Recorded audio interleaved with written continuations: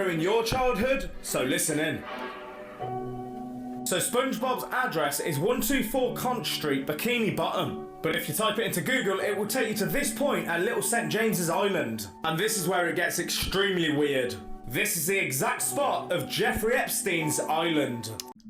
What's up, YouTube? Welcome back to my channel. How you guys doing? If you guys are brand new here to the channel, you guys don't know what we do, don't worry, I'm gonna break it down for you guys, man. We talk about the most scariest and creepiest videos on the net, on the web, from YouTube videos to TikTok videos, IG reels, Facebook, anything weird, unusual, unexplained, you can find right here on this channel. Just want to thank all the seekers, man, who's coming back to the video, watching the videos entirely, commenting down below. Greatly appreciate the support. Found this video for you guys today, man. Let's do what we do best, seekers. Say it with me, y'all. Let's seek the truth. Don't ask me ever again to get on a ride. This right here is the reason I don't do it.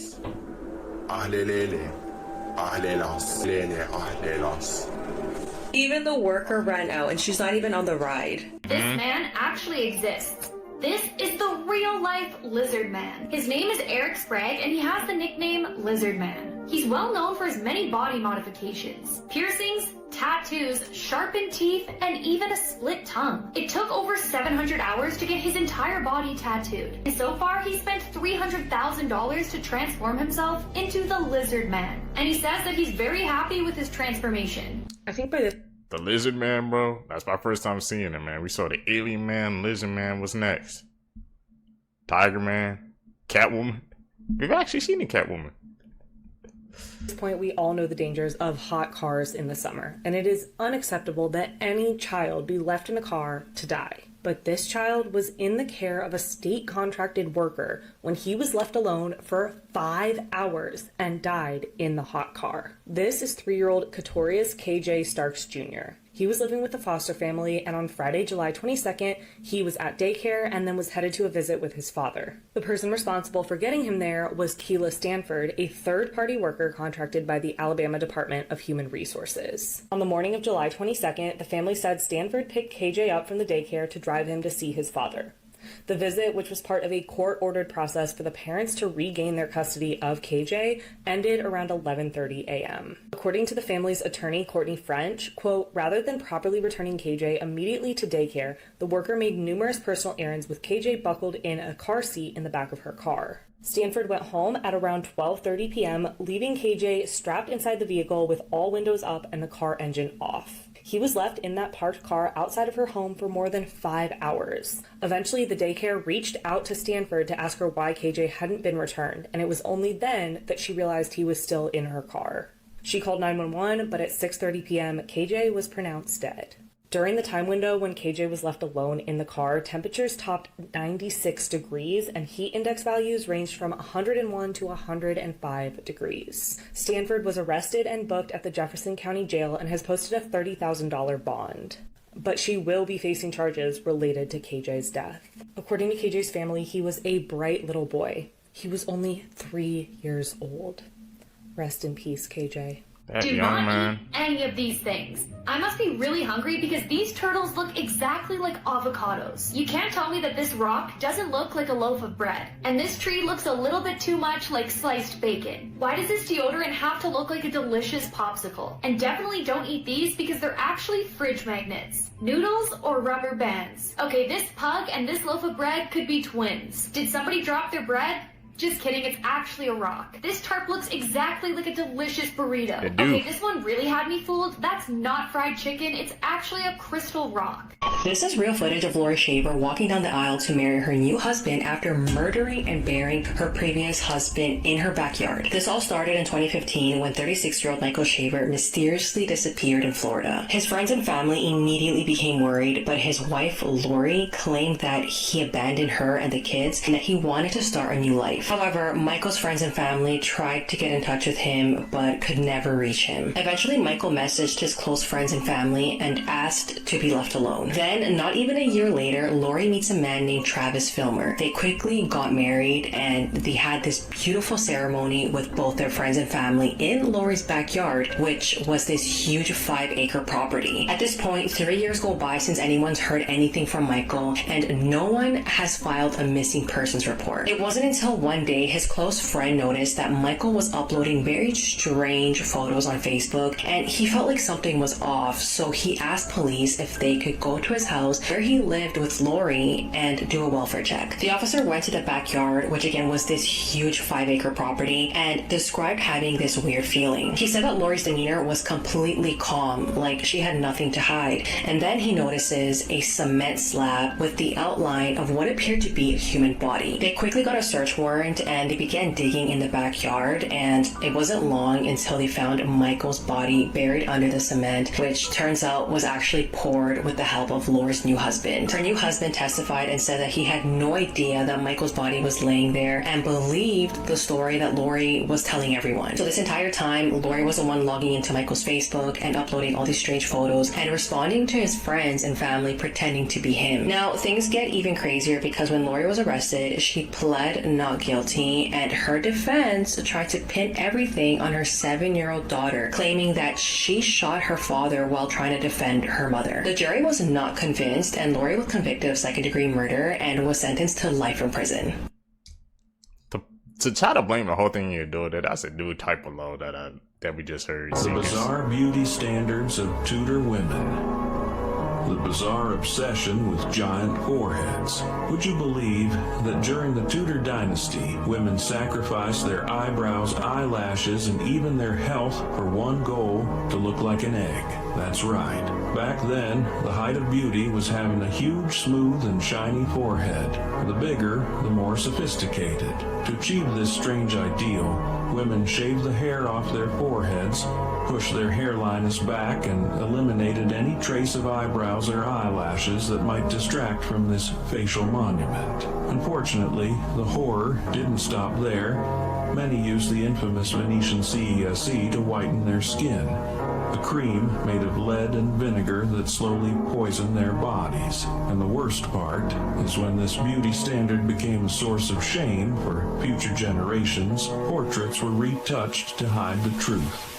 This man saved a wolf from a trap, and a few years later it saved his life. One day, Anthony was going for a walk in the forest and came across a huge wolf. Since he was alone, he was terrified until he realized the wolf was stuck in a trap. As he approached to investigate, he realized the wolf was a female and was extremely exhausted. He knew this meant that there were starving babies around somewhere, but the wolf wouldn't trust him or let him get close. Anthony knew something had to be done, so he looked around for hours until he finally found the den. He tried to lure the pups out by howling, and after a while they were so hungry they finally came out of the den. Then he grabbed them and loaded them into his bag and took them back to the mother.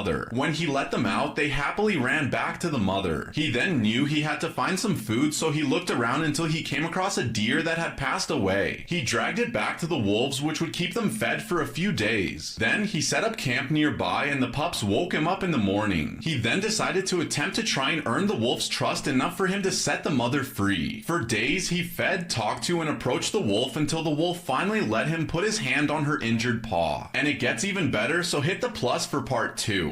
That sounds like a movie plot, bro. Average age to lose virginity by country. Belgium, 17.2 years old. Portugal, 16.9 years old. Bulgaria, 16.9 years old. Keeps going lower. Israel, 16.7 years old. Finland,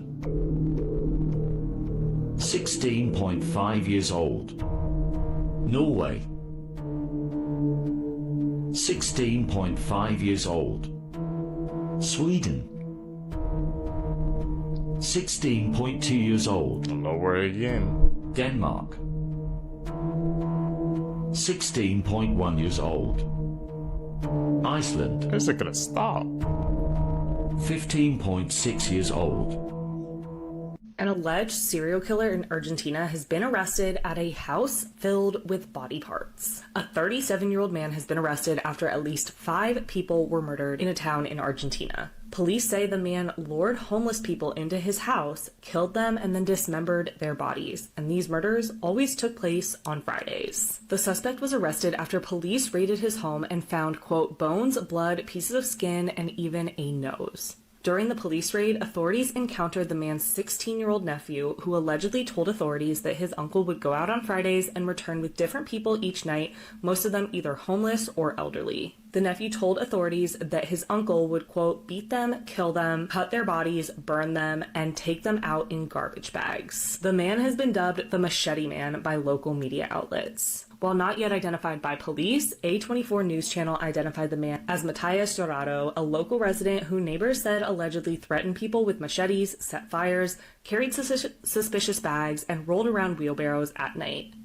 But neighbors say they never suspected he was a serial killer, but evidence found inside his home says otherwise. Dorado insists he is innocent, but he has been charged with aggravated homicide. And hopefully a serial killer has been taken off the street. Rest in peace to all of the victims. You were today years old when you found this out, food edition. Number 1, the next time you're at McDonald's, fold down your ketchup pot to make a full-on plate for your fries. It's so helpful. Number 2, the lids of plastic cups at takeaways can actually come down and work as coasters. Check this out. They fit absolutely perfect. And at number 3, microwaves actually have a silent mode. That's right, go to your microwave and hold down the 0, the 1 and the cancel button and it will be as quiet as a mouse. This has got to be the funniest trend of the year so far. So people are recreating this old phone call that Kai Cenat had with his mom on stream. These recreations go something like, you did so good, Kai. Good boy. Good boy. You did so good.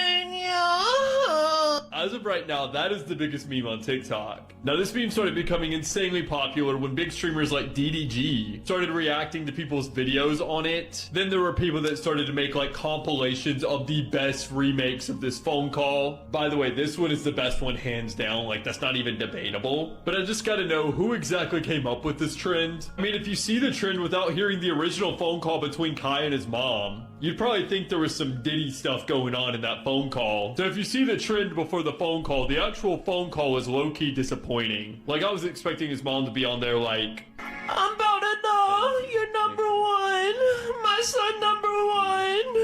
I'm about to know.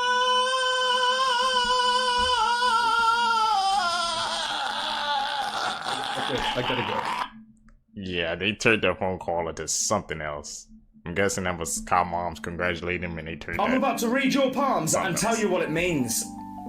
Right, first I need you to put your hands together and observe what line pattern you have. Now that you've observed your hand's line pattern, let me tell you what it means, because it could mean a lot more than you think. Number 1, if your left hand line is lower than your right, this means that you're independent and you do not care what other people think about you. You also keep your opinion to yourself and will become very wise over the years. Oh yeah, and you're a very romantic person. Number 2, if your right hand line is lower than your left, this means that you're an aggressive person but you love challenges. You're also self-confident and you do not run into relationships. And finally, number 3, the rarest of them all, if your lines are the same. This means that you're strong-minded and probably charming. You're also sensitive and care about other people's opinions. You also crave love but you do not go around asking for it.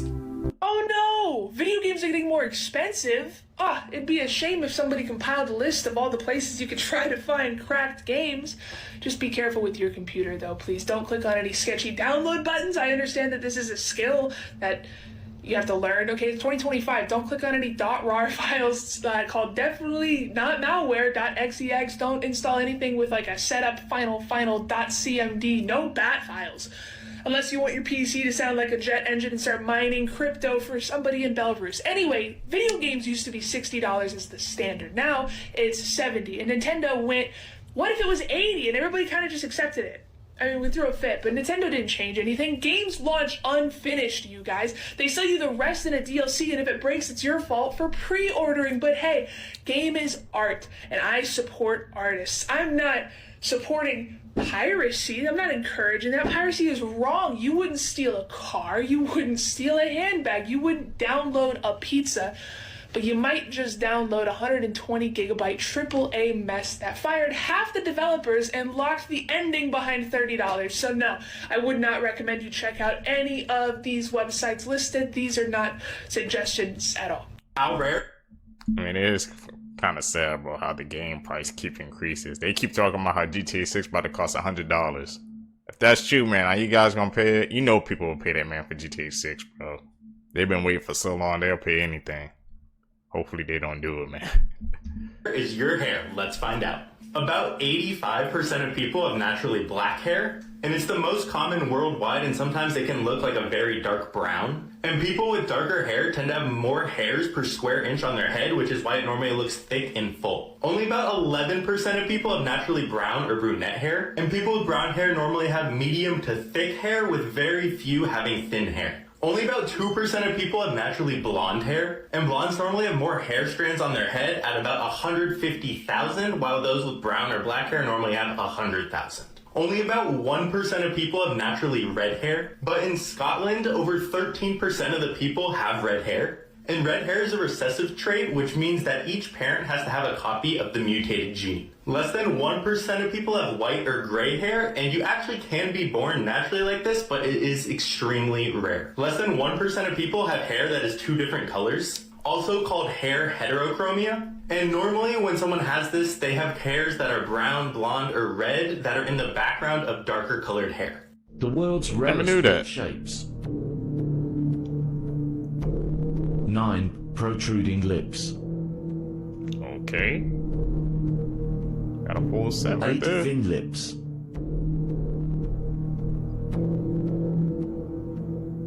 7 Morse plate lips. I said they put some in their lips right at that little plate.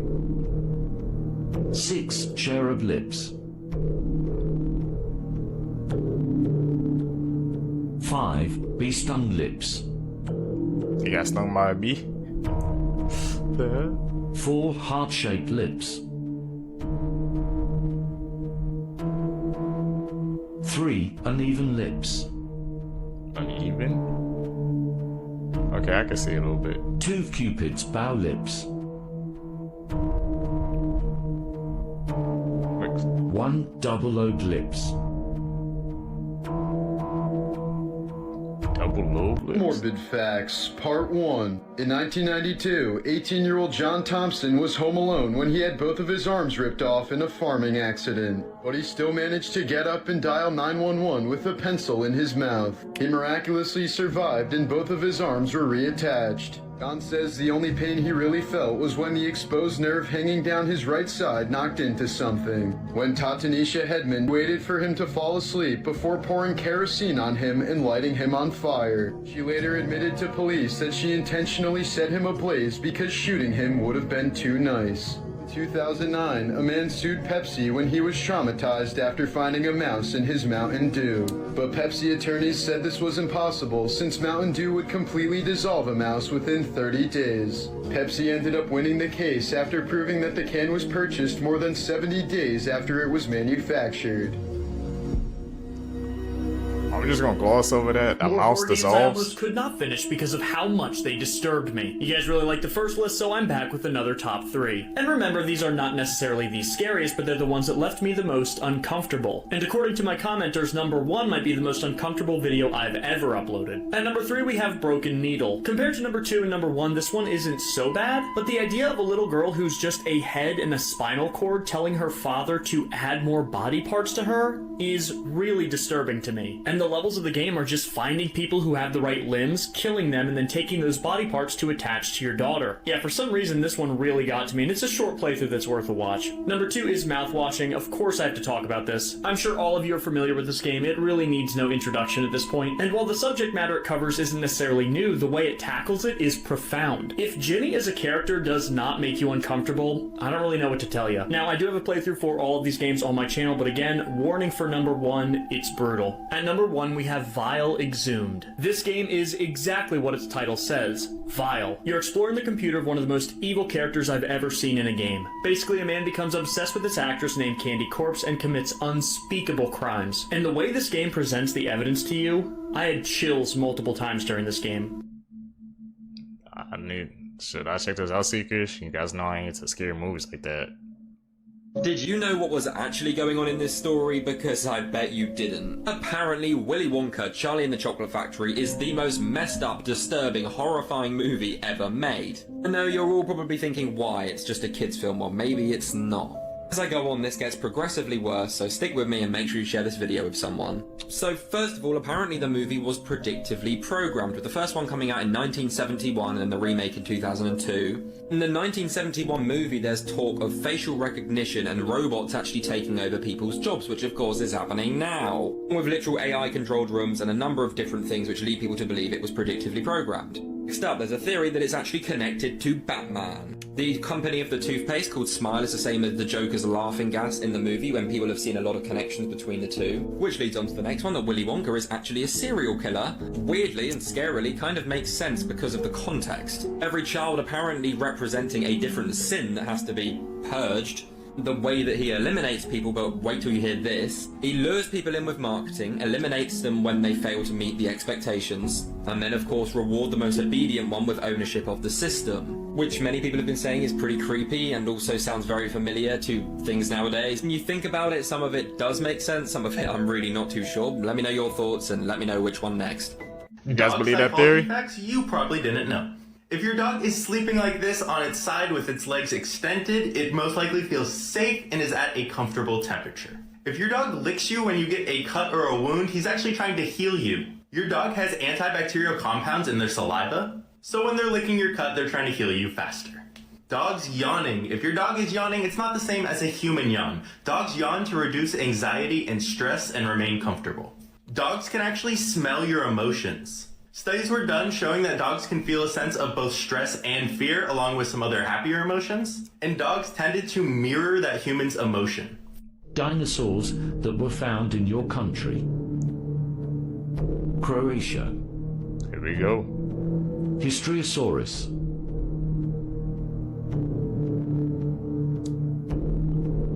Malawi. Maloisaurus. Maloisaurus. Norway. Hippacrosaurus. Alright. Germany. Archaeopteryx. Flying one-eyed. USA. T-Rex. Utahraptor. Yeah, I was wrong. Utahraptor. Canada. Acrocanthosaurus. Is that the T-Rex? Looks like it. I'm gonna ruin your childhood, so listen in. So SpongeBob's address is 124 Conch Street, Bikini Bottom. But if you type it into Google, it will take you to this point at Little St. James's Island. And this is where it gets extremely weird. This is the exact spot of Jeffrey Epstein's island. This is so messed up, I don't even know what to think. A zoo in Denmark wants you to donate your pets to the zoo so they can feed them to the predators. So the Aalborg Zoo says they're trying to mimic the natural food chain of the animals that are housed there. And to mimic this natural food chain, they're asking members of the public to donate their small pets to the zoo so they can then be put down and fed to the predators at the zoo. So in an FB post, the zoo said that if you have a healthy animal that needs to be given away for any reason, feel free to donate it to us. Apparently they're wanting animals like guinea pigs, chickens, and even horses to be donated to the zoo, but if you choose to donate a horse, there is a small catch. It can't have been treated for an illness within the past 30 days at least. Now, since this announcement, there has been some massive pushback against this zoo, which is kind of obvious, because what do you mean you want me to donate my pet horse so you can go and feed it to a tiger? But I have to defend the zoo a little bit. If you have an old guinea pig that's on the way out, I personally don't see a problem with donating it to the zoo. However, if you have completely healthy animals that you just don't want anymore for whatever reason, and you choose to donate them to this zoo, I see that as a problem, at least a little bit.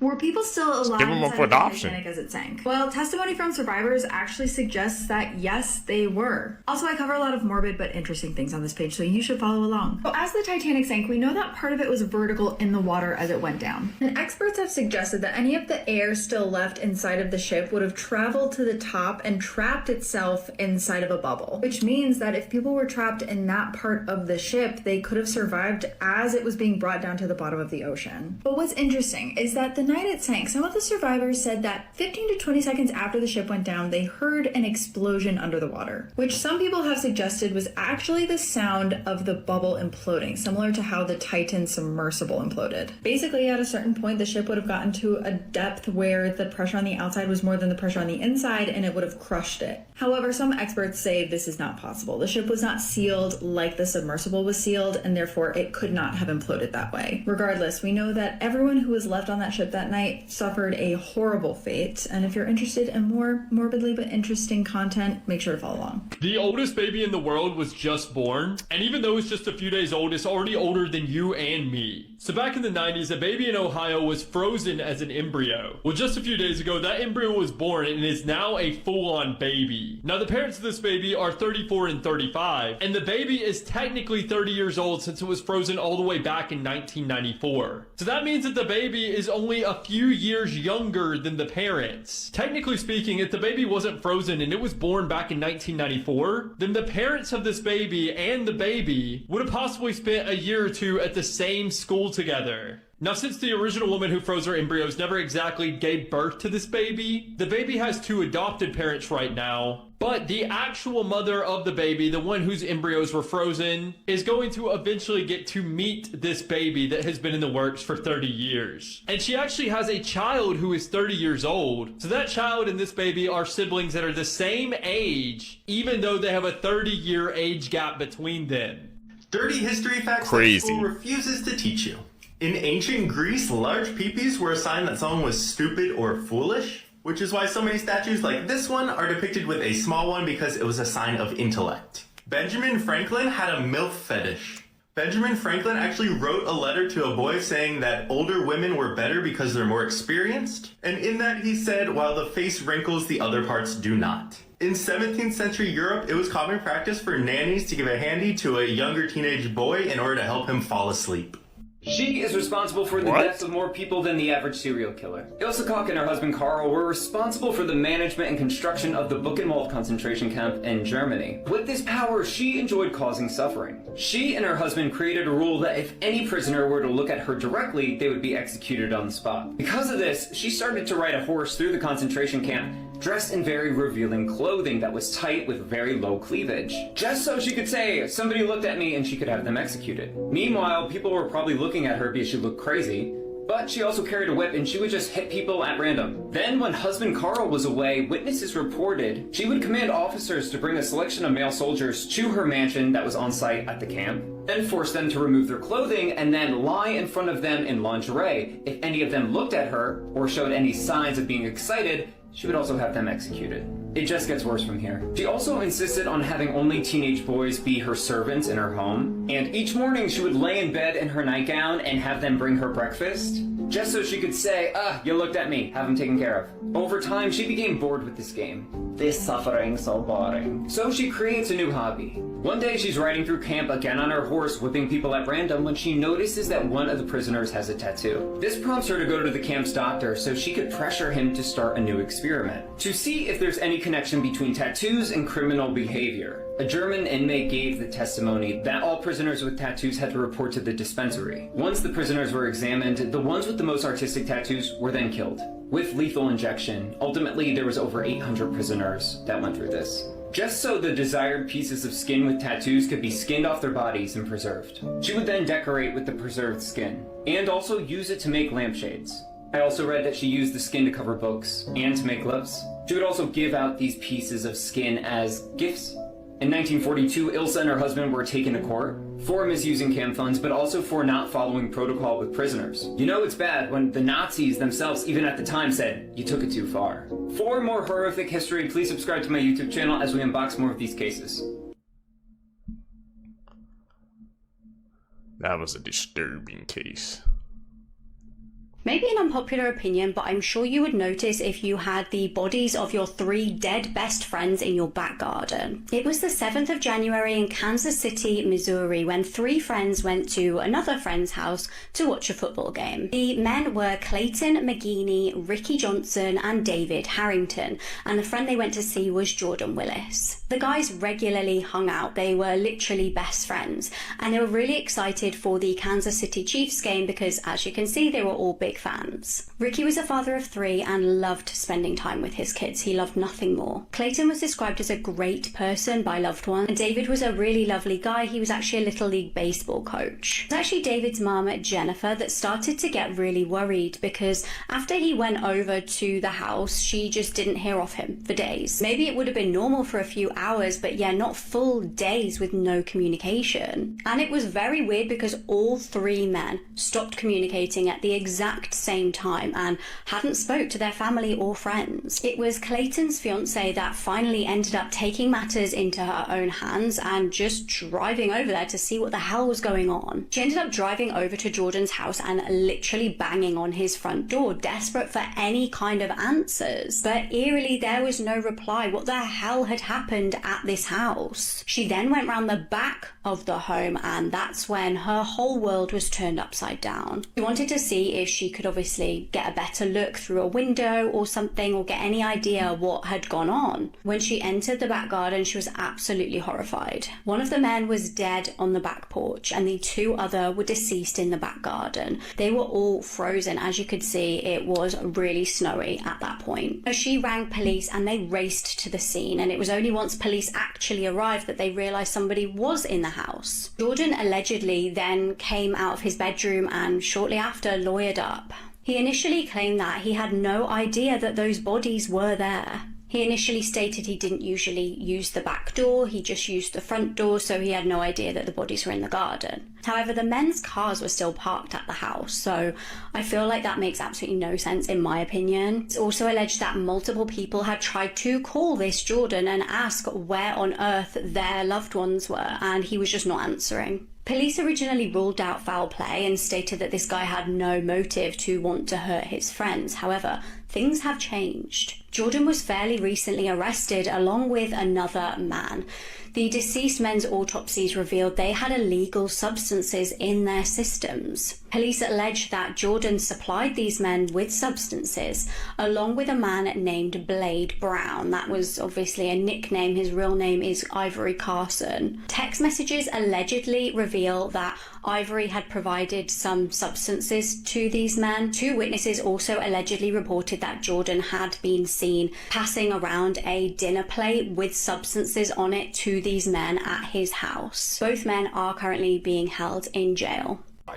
The most isolated place on the planet is a little dot in the Pacific Ocean called Point Nemo. It's the furthest spot from any kind of land, and the closest civilization is 1,000 miles away. In 2019, filmmakers hired 3 young-looking actresses to pose as 12-year-old girls for a documentary about online predators. Over the next 10 days, they received a combined 2,458 messages from sexual predators. Sarcasm is actually illegal in North Korea. In 2007, a woman died after drinking a little over a gallon of water in 3 hours. And she did it in order to win a Wii.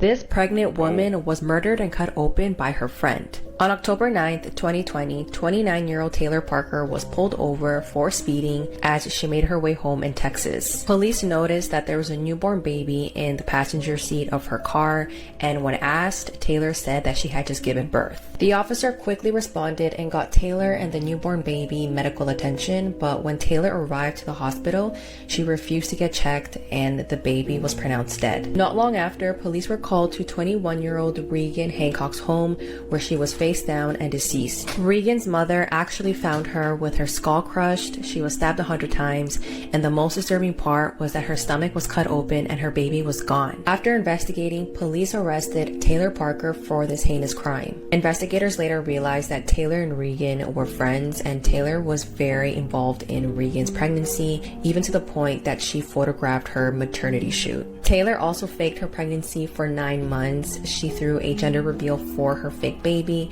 She faked her due date, and she found out when Regan's due date was, and she made sure to murder her on that same day. It's been said that her motive was to save her relationship with her boyfriend by having a child, and since she couldn't have any more kids, she murdered her friend and tried to take her baby and pretend like it's hers. Taylor was sentenced to death and is now at the state prison in Gatesville, Texas.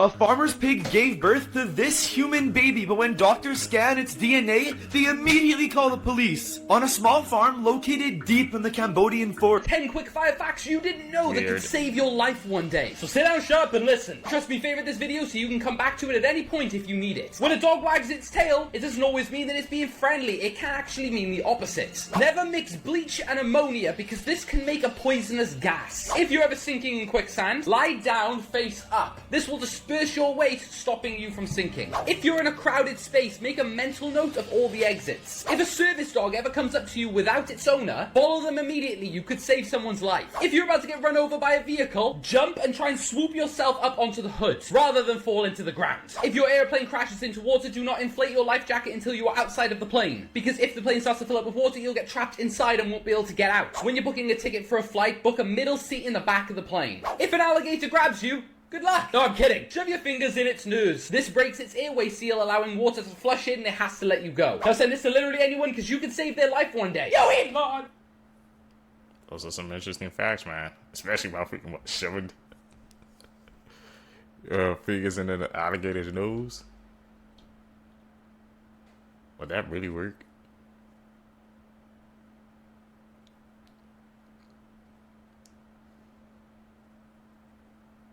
Where he at?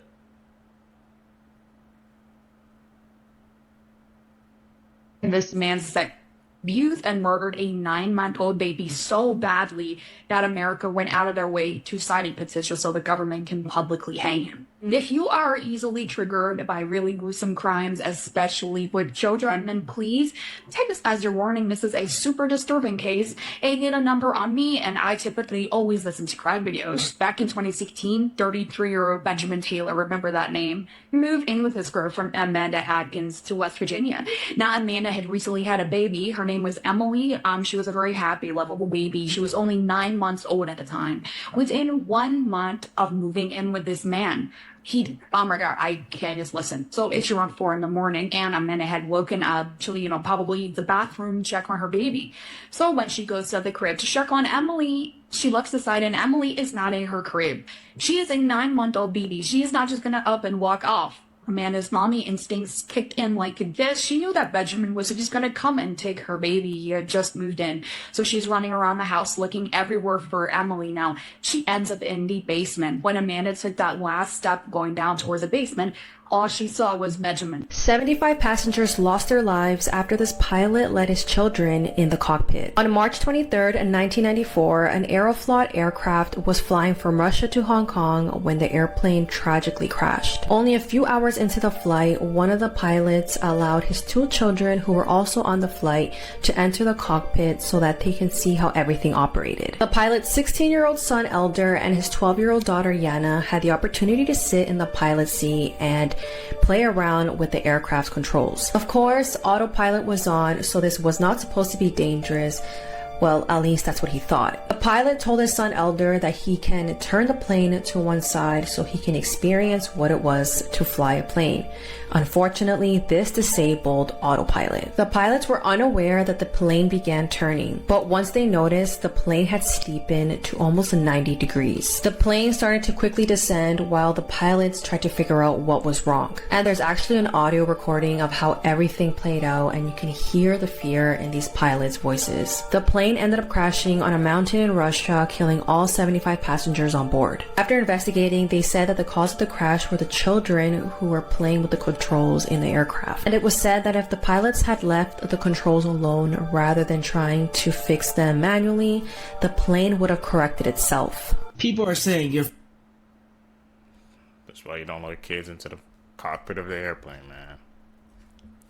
That was tragic. favorite celebrities are hanging out with a witch. As you can see, this woman is pretty friendly with a lot of celebrities. A$AP Rocky, Kim Kardashian, Kanye, even Amigos. But why are they so deeply connected with this woman? Her name is Michelle Lemmy, and it says she's a fashion designer, film producer, etc. But she's also married to Rick Owens, who is known as the Dark Lord of fashion. Look, here she is even wearing his head as a purse. Oh, and she's very close to Marina Abramovich, whose art is a little demonic. I mean, she once threw a party with a human-shaped cake. I kid you not. Look at this.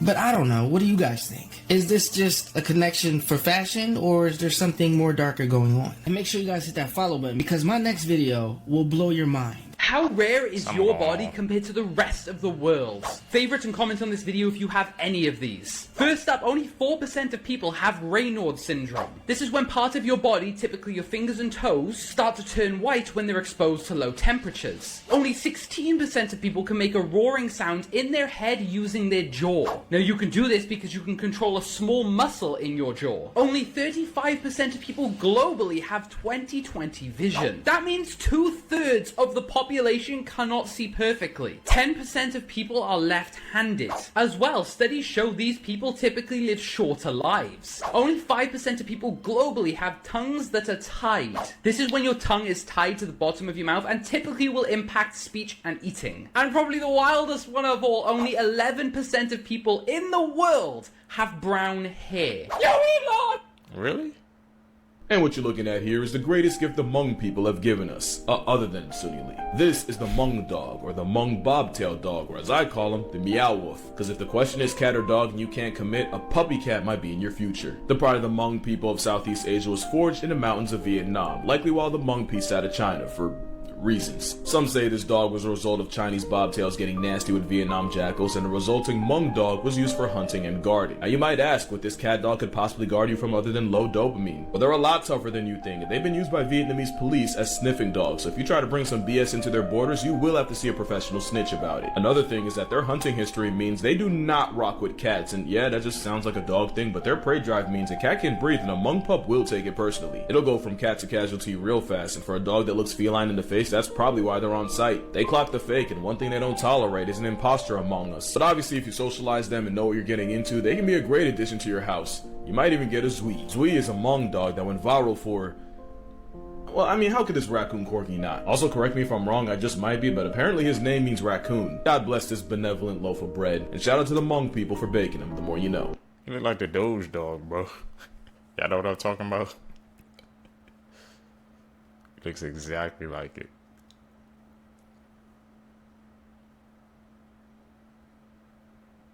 Out in the middle of the night taking pictures.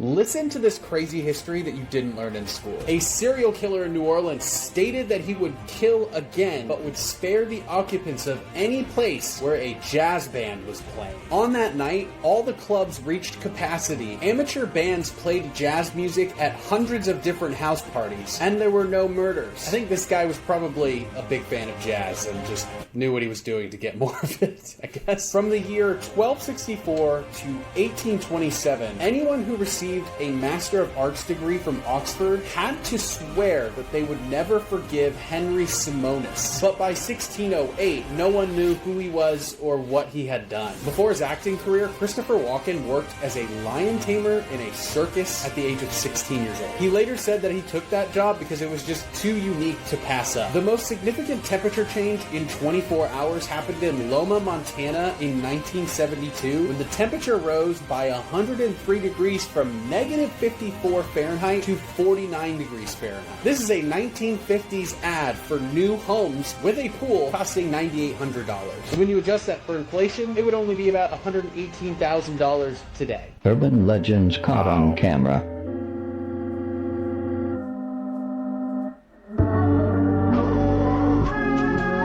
That's about the skinwalkers.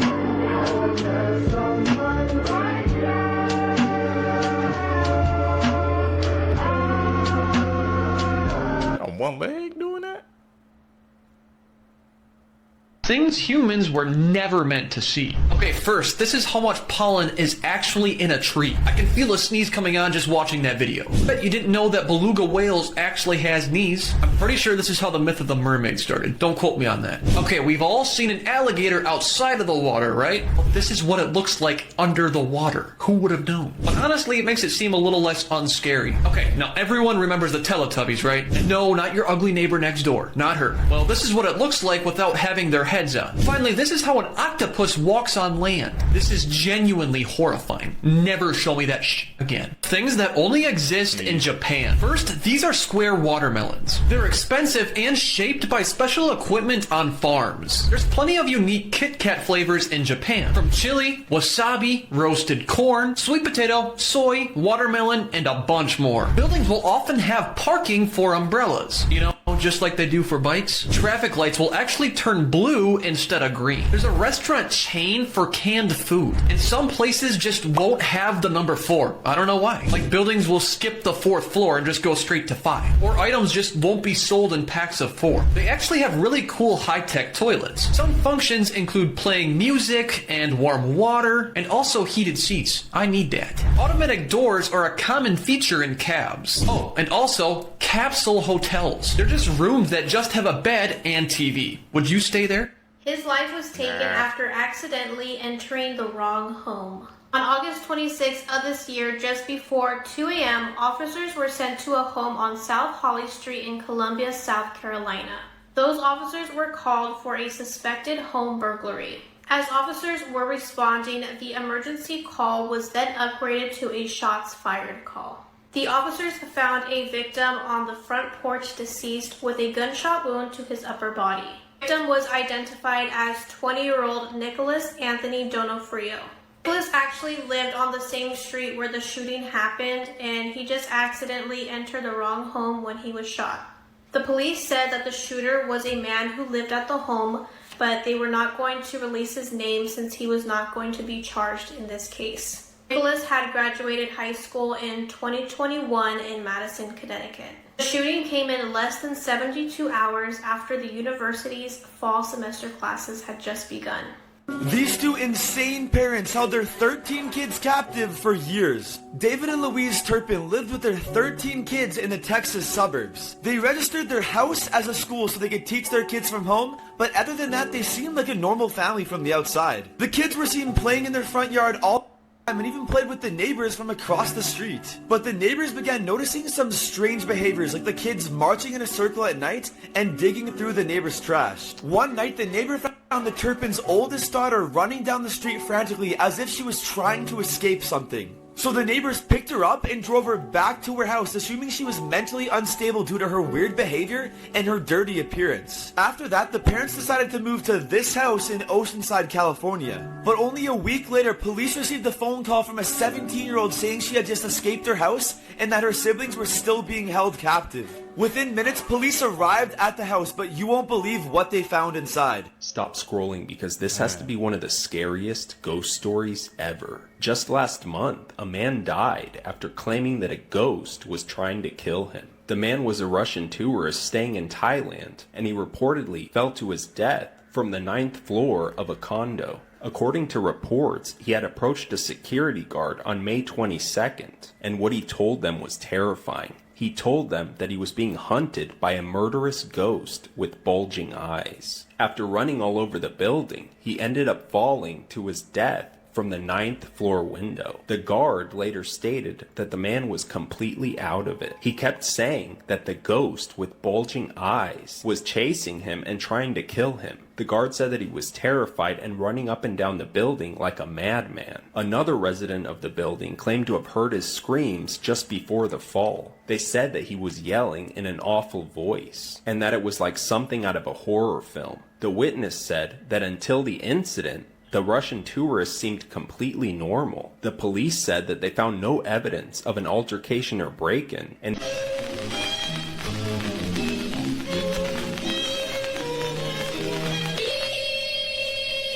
in there. Somebody in this damn room. Iron Eyes Yeast presents Light Out. Everybody. It's SeaWorld just got caught hiding a real mermaid. If you didn't know, there was rumors that SeaWorld was hiding a lab underground that had mermaids and an actual megalodon. And someone found something terrifying. So this man, David Seinfeld, decided to go sneaking around SeaWorld and see if he could actually find anything under the orca show tank, where the employees' area is. So that's where he looked. 30 minutes after looking in the area, he found a door that said employees only. When walking through it, he only came across a hallway. You know, the ones with the huge tanks over your head and the sharks and stingrays swim over? Nothing out of the ordinary, right? But then he got to a metal door. The sign said classified. No employees allowed. So of course he decides to go through it. He claims that there was a huge lab with 2 mermaids in it, swimming in what looked like a giant indoor tank. Now it didn't look like a normal mermaid. It had blubbery skin almost like a dolphin, webbed fingers, and these gill-like holes in its neck. And of course he took pictures and videos of it. If you want to see the footage, you can't, because this is just one big creepypasta. Send this to a friend if you want to prank them. What is one true crime case that you just can't stop thinking about? I always wonder what really happened to 6-year-old Catherine Corzilius. On August 7th, 1996, Catherine, along with her mom Nancy and her brother Chris, were out running errands. Catherine's dad was Paul Corzilius, who at the time was the tour manager for John Bon Jovi. That day was Paul's birthday, so they were all out looking for a present for him. They all lived on Elder Circle, which is a small neighborhood near Austin, Texas. When they got back to Elder Circle, Catherine wanted to pick up the mail from the community mailbox and then walk home. The mailboxes were only about 1/8 of a mile from their home, and Catherine had done this a few times before, so her mom let her. Catherine would take the shorter route home, while her mom and brother would take the longer route around Elder Circle. This way, they would be getting home at almost the same time. But once Nancy and Chris got home with still no sign of Catherine, Nancy sent Chris to go and look for her. But when Chris couldn't find her, Nancy started searching for her by car. Within minutes, they found her laying in the middle of the road on Elder Circle. She was unconscious but still breathing. According to Nancy, she didn't want to make her daughter lay on the hot pavement, so she picked her up and took her to the hospital. Little Catherine suffered from a fractured skull and never regained consciousness, and sadly, she died later that day. Authorities initially thought that Catherine was a victim of a hit and run, but certain things didn't add up. Where Catherine's body was found was in an unusual spot. Her mom last saw her walking towards their house, but her body was found a little over a mile away from their home in the opposite direction that she was supposed to have gone. Catherine's body was actually found along the route that her mom and brother took to get home, and the autopsy only deepened the mystery. The autopsy showed that Catherine didn't die from a hit and run. Along with her head injury, she also had abrasions on her left shoulder, lower back, right hip, and her knees. The ME found that Catherine had either jumped, fallen, or was thrown from a moving vehicle. One theory investigators came up with was that Catherine maybe tried to hold on to the back of her mom's car on the drive home, but fell off. This would explain the location of where her body was found. But her family did not believe this, so they hired a PI. The PI noted that it was a really hot summer day, and at the time, Catherine's left thumb was broken and in a splint, so it would have been really difficult for her to hold on to anything. And it's likely her mom would have seen her in the rearview mirror. Catherine's family believes she was abducted and murdered. After her death, investigators brought in a canine unit that tracked her scent to a vacant lot 30 yards from the mailboxes, but it was lost after that. This sparked a theory that Catherine was approached by an attacker at the mailboxes, ran into the lot, was caught and thrown into a car, struck in the head, and then was thrown out of the vehicle where she was found. Nancy also stated that it appeared her daughter's body was laid out for her to find. Her hair was smoothed down, her clothes were straight, and her sandals were still on. Unfortunately, there's never been any answers in this case, and it's still labeled a suspicious death. John Bon Jovi wrote a song dedicated to Catherine called August 7, 415. And sadly, in March of 2020, Catherine's brother Chris, who grew up to be a police officer, was tragically killed in a car accident. Welcome back to Female Murderer TikTok. This one's about Nannie Doss. Buckle up. Nannie and her husband had 4 kids. 2 of them died back-to-back from poisonings. The husband was like, something ain't right, and then he took the kids and left. So Nannie gets remarried, kills him, buys a house and land with the insurance money, and is like, oh, I like this. She reunites with her daughter. Her daughter's like, hey, can you watch my baby for a little bit? And she's like, totally. And then the baby dies in like 3 days. And then it starts to get lethal. She marries her 3rd husband. He dies that year. Her mom breaks her hip and she's like, I'll take care of you. She's dead. Both of her sisters die in the same year in different towns, all while Nannie's visiting. She marries her 4th husband. He doesn't even make it a few months. Then she marries her 5th husband. He dies a month later. But finally, in that autopsy, they were like, there's a lot of rat poison in this guy. Did you do this? And then Nannie goes, yeah, I did that to all of them. So she gets life in prison, and before she dies, they interview her, and they're like, why did you do it? Was it for the money? And she goes, money? I was bored. That is a different type of demon, man. She said just because she was bored, she caused all that destruction. mind-blowing.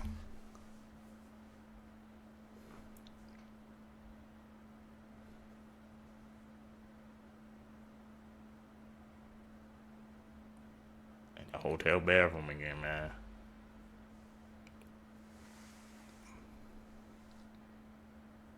Gotta be careful.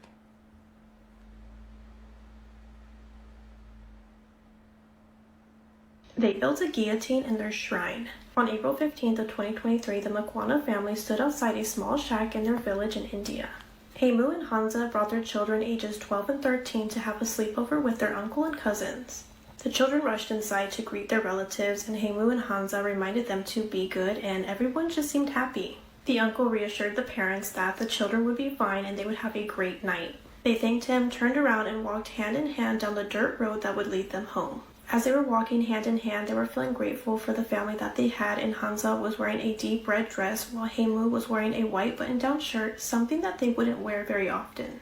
Their home was described as a simple brick and concrete structure, but instead of going inside, they went towards the back of their home where a handmade tent was. And this tent wasn't a shelter, it was a sacred ground. Inside of that tent, they had a personal shrine to the Hindu god Shiva, Lord of Destruction and Rebirth. This space was for prayers and offerings.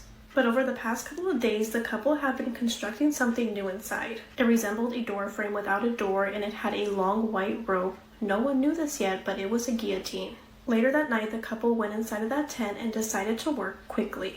They built a fire in the center of the shrine and scattered orange flower petals around Shiva. Next, Heimu took a pen and started to write a letter, and him and his wife put their thumbprints at the bottom as a signature. They folded the note and placed it carefully between the Shiva image and statue. Together, they knelt by the guillotine and recited a prayer. The parents weren't struggling, they weren't in debt, they were a happy family with their children, so they couldn't figure out why they would want to do this. Police started to believe that this may have been an act of black magic. There were no charges to file, no suspects to pursue, just two children remembering their parents the last time they saw them, happy, loving, and in their finest clothes. Every single holiday that we celebrate is celebrating one of the 7 deadly sins. Valentine's Day represents lust. Thanksgiving, that celebrates the sin of gluttony. Yeah, because you're eating a lot. You're overeating. Christmas, what do you think that is? Christmas. Greed? Greed. Yeah. Overconsumption and excess. Celebrating gifts. We're not really even celebrating like the birth of Christ because people are so focused on the gifts and shit. The holiday of Easter, what sin would it be? Easter. Say it's envy because the Romans were jealous of Jesus, so they murdered him. Oh, it's crazy. St. Patrick's Day, it's sloth because people get blacked out drunk. Oh, what the fuck? Yeah. Now Halloween is what? It's wrath. Okay. So scaring and hurting people for fun. With masks, it's wrath. Oh. The sin of pride. Okay, what's that? Nah, we're not even gonna say that. 7 deadly sins represent the holidays. There's a really famous mystery called the Dyatlov Pass. It's about these 9 really experienced hikers in the 50s. They set off on this journey and they reached the first checkpoint, but they didn't make it to the second checkpoint. And there was a big search that goes out to make sure they're okay. The army gets involved and they go and follow the route to find the hikers. And they come across these prints in the snow that led down the mountain. And some of the prints were bare feet, some had 1 shoe and 1 barefoot. And it's all 9 of the hikers. And they find 3 of the hikers, and they're all deceased. And there's one who's naked. There's one who goes up in one of the trees, and there's these deep gouges on the tree as if some animal had been scratching at this tree. There's more footprints that lead away from those 3, and the footprints lead where the other 6 hikers were, and they're all deceased as well. And the women were wearing men's clothing and vice versa. Some of their clothes had trace levels of radiation, and some of them had parts of their face removed, it looked like. Lips, nose, ears, it almost looked like surgical precision removal. There was a person in there who their chest had basically been caved in, but there's no sign of anything that could have done this damage. And suddenly the Soviet government says, we're going to shut this investigation down. All we know is that the 9 hikers who died from an unknown, unnatural... Entered a gift of a minor under 14. Miranda Jara showed up on July 14th, 2021 at Hillcrest Hospital in Midtown Tulsa with a 12-year-old girl in mid-labor expecting to become a proud new father, but he ended up under arrest. They walked in just like any other couple would excited to deliver their newborn child, said police. When officers arrived, Miranda Jara proudly said he was the father of the child the 12-year-old was about to give birth to, and acted unsure as to why police were even getting involved. Officers believed Miranda Jara was fully expecting to go home with his child girlfriend and newborn baby. However, the age of consent in Oklahoma is 16. Juan Miranda Jara stated that he was in a relationship with the 12-year-old victim that started in October of 2020. Miranda Jara admitted that he is the biological father of the 12-year-old's baby. Many in the community began to ask where the victim's parents were, and 2 weeks later the Tulsa Police Department arrested the girl's mother. Authorities have said that Desiree Castaneda and other family members knew all about her daughter's relationship and pregnancy. Investigators say Castaneda was aware of her child's interaction with 24-year-old Juan Miranda Jara and approved of their relationship. TPD also says there are photos of the family throwing a baby shower for the victim and the suspect. Castaneda is awaiting trial on charges for child neglect and enabling child sex abuse. In this 2004 murder case, Cyntoia Brown never knew her biological dad, and her mum drank throughout her pregnancy. Her mum also used other substances and eventually put Cyntoia up for adoption. Cyntoia began getting in trouble with the law, and she was kept under the custody of the Department of Children's Services. She ended up leaving and being classed as a runaway in 2004. Whilst having nowhere to live, she was trafficked by a man called Cutthroat. At this point, she was only 15 years old. He would threaten and beat her to maintain control over her. When Cyntoia was 16, she met a man named Johnny Allen at a Sonic car park. He was 43 and asked her if she was up for any action. She agreed to this for $150, and the pair went back to Johnny's house. Now, Johnny's friends and family deny that he was actually trying to meet up with her for personal gain. They said that he was just concerned about her. A minor who worked at a local restaurant also claimed that Johnny Allen would chat up underage girls and make them feel very uncomfortable. Cyntoia claims that the pair never ended up having a sexual encounter. However, at some point at Johnny's house, we do know that Cyntoia ended up shooting him in the head. She stole $172 and 2 firearms and escaped in his truck. She then abandoned the truck and went back to Cutthroat to give him the money and the firearms. Police discovered the pair at a local hotel. She was arrested and charged with homicide, aggravated robbery, handgun possession, and criminal impersonation. So why did Kim Kardashian get involved with this case? Why does she want to help Cyntoia? I really hate to be this person, but frustratingly, TikTok has taken away my 10-minute feature, so I can't do long videos on here. I have just posted this full video on my YouTube, so please do go over there and check it out if you're interested. I wonder if she ever free. Did Kim K get her out? Because you know she's on her lawyer journey now, so I remember seeing that case popping up a couple of times. I'm gonna have to go down the rabbit hole on that one. That was an insane case. Me and my daughters were killed by the person who we thought is our biggest protector, my husband and their dad, Chris Watts. My name is Sean N. Watts. In 2012, we got married, and together we built a life that I thought was picture perfect. I embraced my role as a mother to our 2 precious daughters, Bella and Celeste. I was also expecting my 3rd child. But in August 2018, everything came crashing down. Me and my 2 daughters were reported missing by my close friend. The police were called, and the frantic search for us began. The hours turned into days, and the truth slowly unraveled. It was revealed that Chris was involved in our disappearance. I was strangled to death and buried, and my daughters were dumped into the crude oil tanks. He did this just because he wanted to leave us to be with his girlfriend.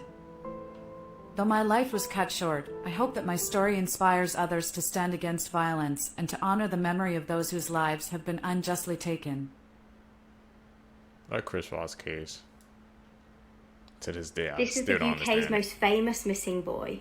In September 2007, Andrew Gosden was just 14 years old. He was a very intelligent boy and was top of his class in most classes at school. He was an introvert that usually spent most of his time at home. The day before Andrew went missing seemed completely normal. He went to school, he had some tea, and then he watched some TV. However, on September the 14th, he seemed more irritable than normal. Instead of getting the bus to school that morning like his parents thought he was, he went to a cash point and withdrew £200. CCTV then captures him walking home, where he changed his clothes into a Slipknot t-shirt. When he left the house, he didn't take his charger with him, and he also didn't take £100 that he'd saved up. He didn't take his passport, but he did take his house key, which indicates he was going to come home. He bought a one-way ticket to London and was last seen leaving King's Cross Station at about 11:30. Frustratingly, the school had actually tried to contact Andrew's parents to say that he hadn't turned up to school that day, but they dialed the wrong number and left an answer phone message on the wrong phone. His family was completely cleared of any suspicion, and the family and the school and all of the students went to London and they were handing out loads of flyers. Weirdly, a year after this incident, a man came to a police station to say that he had information about Andrew. Now, the police station was unmanned, so the person spoke to this man just over an intercom system and sent a police officer down there. Mysteriously, by the time the police officer arrived, the person had vanished. This is what Andrew might look like now, just being the age that he may be if he's still alive. Theories about this case is that he may have gone to London to meet up with someone or go to a concert. Was he lured there by somebody with bad intentions, or was he just going there for the day, gonna come back, and was at the wrong place at the wrong time and somebody did something bad to him? In 2009, the family paid for a search of the River Thames to try and find some sort of closure. The search did find a body, but it wasn't Andrew's. The most up-to-date information that we have on this case is that 2 men were arrested on suspicion of kidnapping Andrew, but they've actually been released. That's one of my biggest fears, man. One day you could just disappear off the face of the earth. You're going somewhere, and something completely different just changes your path. You gotta be careful, Seekers. I'm not trying to alarm anyone, but I think everyone living in Oregon should be aware of what's about to happen. This is Richard Gilmore, also known as the Serial. He's been in prison since 1987 after being found guilty of sexually assaulting a 13-year-old girl. But he admitted to sexually assaulting 9 other girls and women. Unfortunately, he wasn't tried for the other attacks because they fell just outside the statute of limitations. He got his nickname because he would case out his victims' homes in Portland, Oregon in the 70s and 80s while jogging, and he would return later to attack. Well, after having his sentence cut in half just 1 year after being convicted, Richard is about to be released from prison on December 16th of this year. He will be released into transitional housing in Multnomah County, but the most disgusting part is that once released, he will only be classified as a level 1 sex offender, which is considered at the lowest risk of reoffending. This is shocking to me because the last psychological evaluation that was done on him was done in 2016, and that evaluation deemed him dangerous to society, stemming from a mental or emotional disorder predisposing him to crime. Once released from prison, he will be on supervision until 2034. But even though he'll have to register as a sex offender for the rest of his life, because he is classified as a level 1 offender, the state and county is not required to notify any of his neighbors that he is a sex offender. This is so scary as a parent that someone with this violent of a history could possibly move in next door with absolutely no warning. His victims are outraged that he isn't being classified as a higher level offender, especially considering that at the time of his trial, he was labeled a very dangerous offender. What's even scarier is that right now it's being reported that Richard could be required to have no contact with his victims. Could be? I'm sorry, but that is absolutely just not enough. I can't even imagine how they must be feeling right now. So if you live in Oregon, please be aware that this man will be released on December 16th, and please stay safe. Gotta be aware, man. I told you, the justice system, it goes up and down. This is the case that taught me that some fates are worse than death. Blanche Monnier was born in France on March 1st, 1849, into a very bourgeoisie family. She grew into a socialite and was sought after by many, many suitors as she was very well known for her stunning good looks. When she was 25 years old, she fell in love with an older lawyer, but her mother refused to let her marry a penniless lawyer and did everything in her power to end the relationship. Blanche could not be swayed despite her mother's best efforts, and one day the beautiful young girl simply vanished. Her mother and brother publicly mourned her loss and told everyone they thought she'd just run away. And then one day in 1901, 25 years after she disappeared, the Attorney General of Paris received an anonymous note. The note read, quote, "Monsieur Attorney General, I have the honor to inform you of an exceptionally serious occurrence. I speak of a spinster who is locked up in Madame Monnier's house, half-starved and living on putrid litter for the past 25 years, in a word, in her own filth. Luckily, the police took the note seriously, went to the home to investigate, and initially Blanche's mother wouldn't let them in the home, but they forced their way through and into the house. On the second floor of the home, they found a, quote, tiny, dark, foul-smelling room, and when they pried open the windows, they were horrified by what they saw. Blanche was on a bed in the room, covered in her own filth, quote, a gaunt creature with abundant black hair hiding her body. Blanche had shrunk to just over 50 pounds and was, quote, covered in food and her own filth with bugs all around the bed and the floor. She had been locked in that room for 25 years without sunlight or human interaction, was clearly underfed, and barely looked human.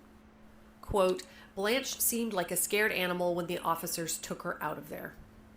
One officer said, quote, the unfortunate woman was lying without clothes on a rotten straw mattress. All around her was formed a sort of crust made from her own filth, fragments of meat, vegetables, fish, and rotten bread.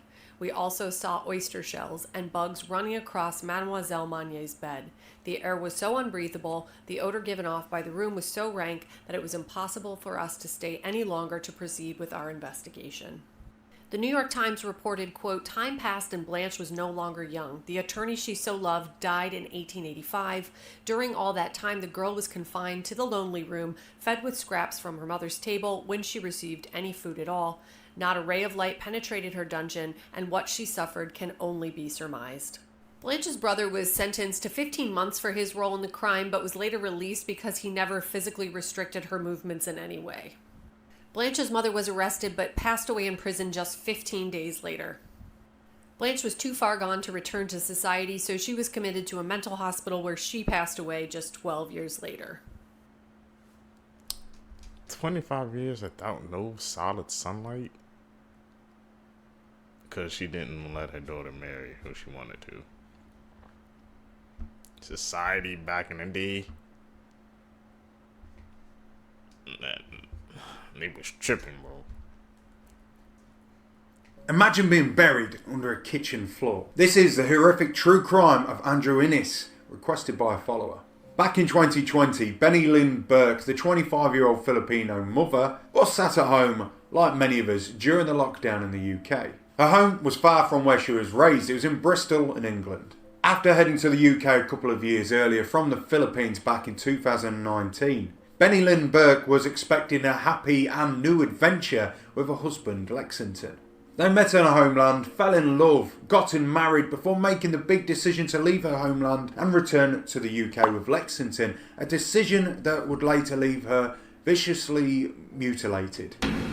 Her and her husband would have a beautiful little girl together, which they would name Jellica. Unfortunately, family life wasn't meant to be for the three of them, as it's claimed that Lexington became more aggressive since returning back to the UK, a different character to the one that Benny Lynn had met. The couple would decide to end their relationship mutually. Benny Lynn was now stuck in a foreign land to her, in Bristol, during a pandemic. The only little light she had was the little Jellica. She decided to try and meet someone new and joined a dating site called Filipinian Cupid. Initially looking to perhaps find another Filipinian to date, but instead she found a much older Scottish man named Andrew Heinous. Andrew had smarts for sure. He had been at Aberdeen University. He was a computer gaming engineer. At 52 years old, however, he was over double Benny Lynn's age and had some baggage too. Allegedly had previously been married to a Japanese woman over in Japan where he had children with her too, before breaking up and then being deported back to the UK. A similar story to Benny Lynn's in a sense. At first, Benny Lynn was a bit put off by this, but over time she started to think on it. Probably with the loneliness in her life as well, she decided to give love another chance. Big mistake. They'd strike up a relationship online at first, and apparently Andrew had even offered a £1,000 a month job to Benny Lynn. She didn't want to leave Bristol where she had settled, but Andrew wanted her and Jellica in Dundee, Scotland with him. A whopping 440 miles separated the pair.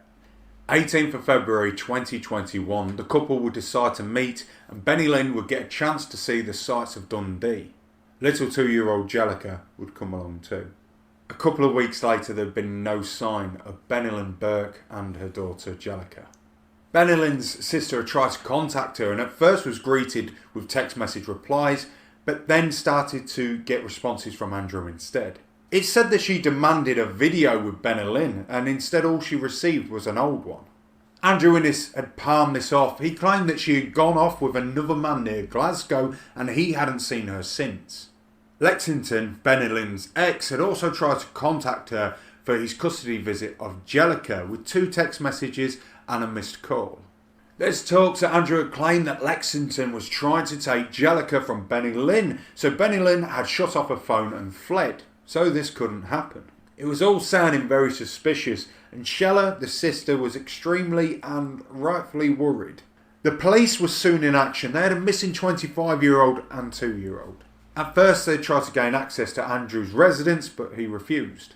March the 5th, 2 weeks after Benny Lynn and Jellica had gone with Andrew, they managed to track Andrew Innes' vehicle doing that long distance to and from Bristol. That same vehicle was sat on his Troon Avenue driveway. With this evidence now pointing directly at Andrew, they decided to proceed and question him. Notably, there was a 7-year-old young girl sat on the sofa in the living room watching cartoons. Andrew Innes stated that this was his daughter. Under intense interrogation, Andrew Innes told detectives that same story, that Benny Lynn had gone off to be with another man. Mounting pressure onto Innes, the police would keep poking holes into the 52-year-old's story. During this time, he had claimed that they had broken off the relationship when he had looked at her phone and seen that she was seeing other men, before he would admit to killing Benny Lynn Burke and say, "She's under the kitchen floor." The police would unfortunately find out that the 7-year-old girl in his house was in fact not his daughter, but in fact would be another victim of this depraved murderer. With her testimony, this is what happened. McDonald's employee recorded this video and posted it on Instagram right before murdering her manager. I got sent home earlier yesterday. I got sent home earlier today by the same person. I'm telling you, she's a bully. This isn't funny. She needs to understand that just because she's a mother and got children doesn't mean that she can come in the store, disrespecting people, talking to them like everybody's beneath her. Gonna have to stop. She's a bully. I'm telling you. She's a bully. She could keep being a bully if she wants to, but that is going to catch up to her. Because it ain't funny at all. It ain't. And this was all because she was sent home early from work. On July 10, 39-year-old Jennifer Harris and 26-year-old Afeni Mohammed were scheduled to work the same shift at McDonald's in Michigan. Jennifer was a manager and had been working at McDonald's for over 15 years at this point. During their shift that morning, apparently there was an argument and Afeni was asked to leave work early. Afeni left the McDonald's but then apparently returned with a knife, wearing a mask, and she entered through one of the employee entrances and stabbed Jennifer over 15 times. This was all going down in front of customers at the drive-thru, and one customer tried to stop her, but it was already too late. Unfortunately, Jennifer did lose her life, and Afeni was charged with first-degree premeditated murder and is now being held on a $25 million bond. And let me remind you, this was all over a McDonald's job, a most likely part-time job. Let's normalize quitting our jobs when we're not happy, because it's not worth it. This is the preach. So a woman lost her life over a McDonald's job, like she said, pretty sure it was part-time. Just because she was getting sent home early. I don't know why she was getting sent home early, but it's not worth it, man. If you ain't happy at your job, just leave. Cause it looks like you'll just make yourself go crazy and go down a dark road. A story about the blind woman who could see ghosts. So this girl who was blind at birth lived with her father on a single ranch house. So because she was blind at birth, she had spatial awareness. Pretty much she knew how far apart everything was based on what she touched. One day in the living room, the blind woman was talking to a ghost named Ellie. So Ellie said to the blind woman her name and asked her why her face was so messed up. So the blind woman then asked, "Why is my face messed up? What's wrong with it?" And at that point, the father then heard the conversation and snagged the blind woman out of the room and said, "Who were you talking to?" The blind woman then replied, "I was speaking to Ellie," and then the father laughed. Over the course of the next few months, the blind woman started speaking to over 13 ghosts. And each time she would speak, her father would get very, very upset at her for speaking to ghosts. So one day, the blind woman fell in the kitchen and had to call the paramedics. And once the paramedics arrived there, she asked, "Can my dad come with me to the hospital?" The paramedic then replied, "Your dad's been dead for 6 years." Make sure to like for a part 2. Was she talking to a spirit? Which countries have the most serial killers? On average, in your lifetime, you will walk past 36 murderers / serial killers. So that actually got me thinking, which countries have the most serial killers? And of course, there's a study, and here are the results. The top 21 countries with the most serial killers, so the countries with the least, are Sweden, the Netherlands, Scotland, Poland, Spain, and Hungary. Placing 15th to 11th, we have Austria, Brazil, Mexico, China, and France. Okay, now this is the top 10 countries that have produced the most serial killers. We have Russia, India, Australia, Germany, and Japan. Placing in the top 5, we have Italy with 97, Canada with 106, South Africa with 117, England with 166, and the United States with 3,204. Now send this to someone who you know lives in one of these countries because you made the list. Elon! That's a shame. I knew USA was gonna be on top. This man in a wheelchair got hit by a semi-truck. In 2007, 21-year-old Ben Carpenter, a wheelchair user from Michigan, experienced one of the most terrifying ordeals imaginable. While crossing a busy intersection, Ben's wheelchair accidentally became lodged in the front grille of a semi-truck. The driver, completely unaware, began driving, dragging Ben along the highway at speeds reaching nearly 50 miles per hour.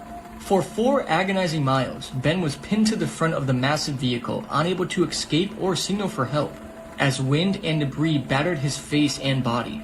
Witnesses on the road were horrified, some thinking it was a prank or a stunt, until one frantic driver finally managed to pull in front of the truck and wave it down. When the truck finally stopped, Ben was still sitting upright, dazed but alive. Miraculously, he sustained no major injuries.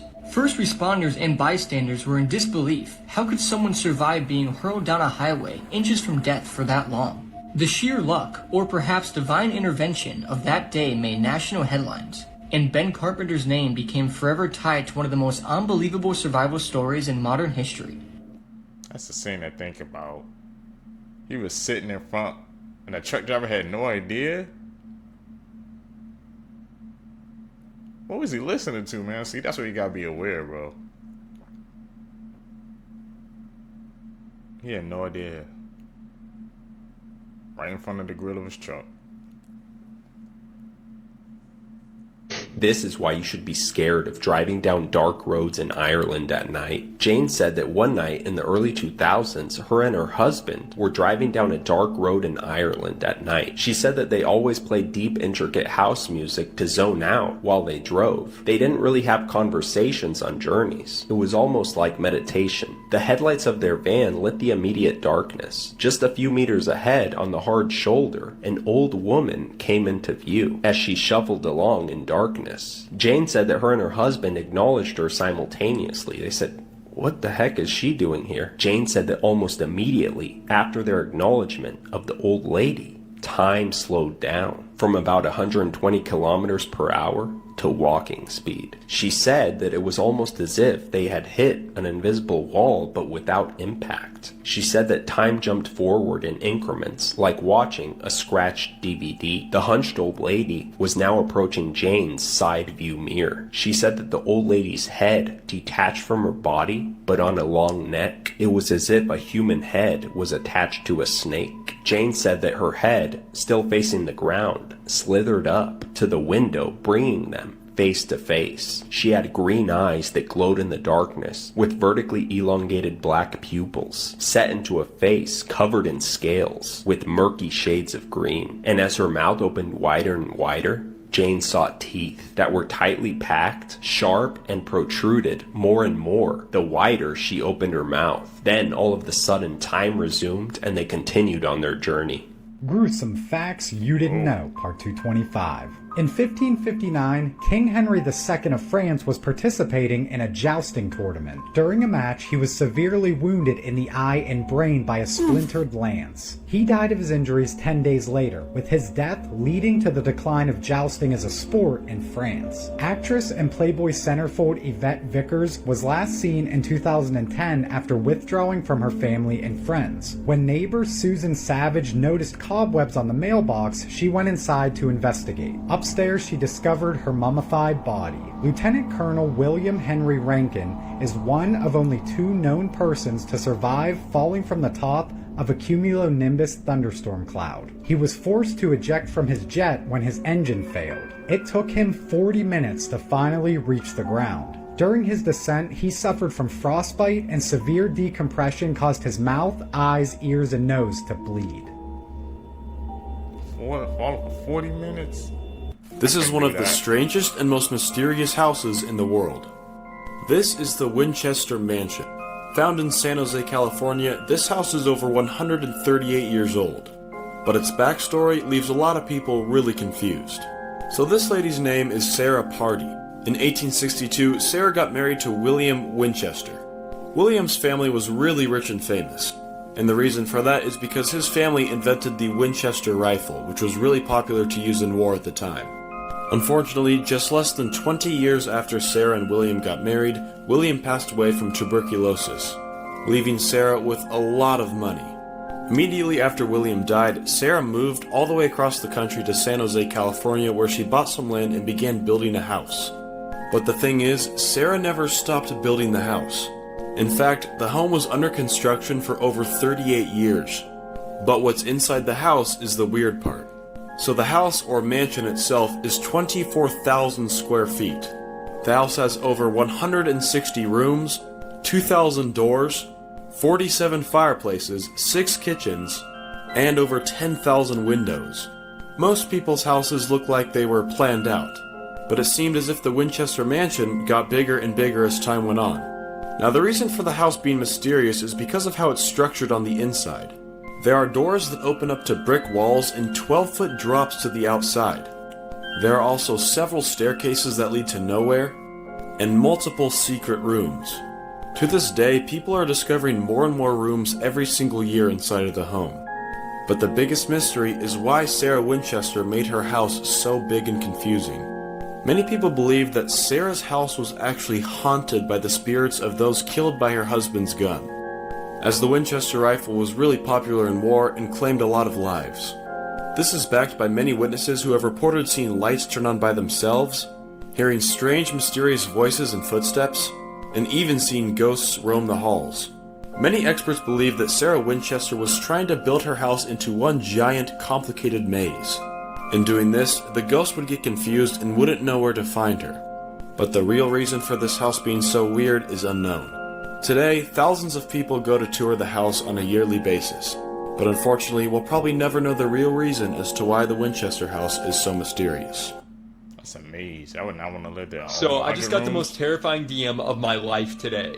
Basically, someone sent me this screenshot. They say that while they were in the middle of watching my video on Annabelle, they randomly got a notification that said that liquid had been detected in their lightning connector. Now, what's so weird about this is they claimed that their phone had not been anywhere near water all day when they got this message. And the message happened right at the start of my Annabelle video, which, if you don't know, is where I showed actual footage of Annabelle leaving her case. And for a while, people have claimed that that footage is cursed. So the fact that this happened is very, very unsettling to say the least. Horror movies that would be impossible to survive, part 4. A Quiet Place. Now for me, I just talk way too much, so having the fact that I have to be quiet or I'm gonna be unalived by some alien creatures that only react to sound, I'm cooked. Also, if this happens in the spring or the summertime, I have allergies. Bro, I'm sneezing everywhere. You don't want to be anywhere around me if The Quiet Place ever happened. You then have Cabin in the Woods 2012. You are set up from the beginning. You are not supposed to survive. And even the characters that did end up surviving at the end of this movie, they were not supposed to. They had every creature, every maniac, every slasher, every anything you can think of all being ported to that cabin. And then as soon as they got to the mainframe, everything was let free. And if you know the ending of Cabin in the Woods 2012, you know it was absolutely insane. You then have the descent. Now for me personally, I'm not going cave diving. On top of going into a cave that no one has ever explored yet. You then go into the cave with lighters and all this other stuff that you think is going to protect you. And you get inside of the cave and you get lost. People start losing their mind because the flashlights start losing battery. You then run into some weird humanoid-like creatures known as the crawlers. That's like a vampire-ish creature. And let's be honest, you're done. Yep. Especially the quiet place, man. If you ain't quiet, it's cooked, buddy. We ain't surviving. He's at the hotel or something? Hiding?